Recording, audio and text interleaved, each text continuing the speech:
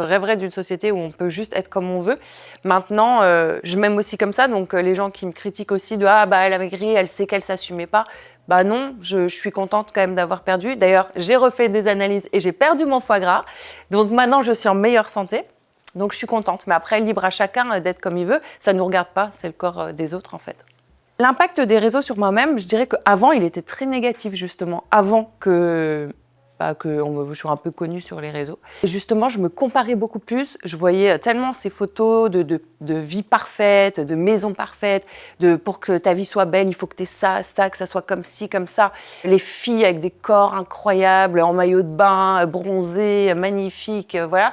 Et au final, je dirais que les réseaux, le fait d'avoir cette voix, d'être entendu et de remarquer que quand on se montre comme on est et qu'on assume qui on est, on fait du bien aux gens, ça m'a vraiment complètement changé ce rapport. Je pense que cette confiance, déjà, elle vient d'une éducation où j'ai une mère psychologue, j'ai une mère qui nous a toujours poussé vers le haut, qui nous a toujours dit qu'on était beau, qui nous a toujours choyé, dit qu'on était ses plus beaux enfants, qu'on était les plus beaux du monde, qu'on était les plus gentils.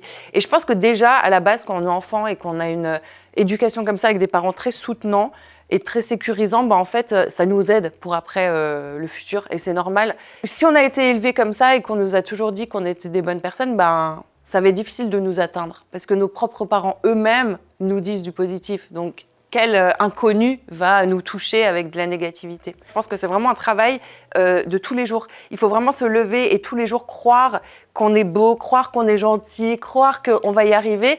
Et il faut vraiment manifester cette espèce de positivité, cet amour pour soi. C'est hyper important. Moi, je trouve que l'amour de soi, c'est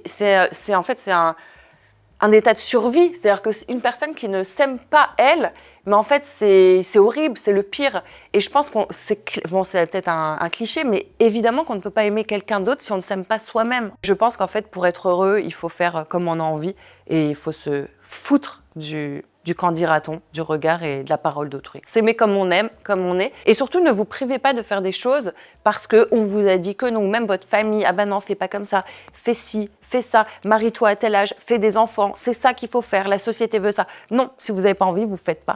Et en fait, chacun est maître de son destin et voilà, je vous le souhaite très fortement.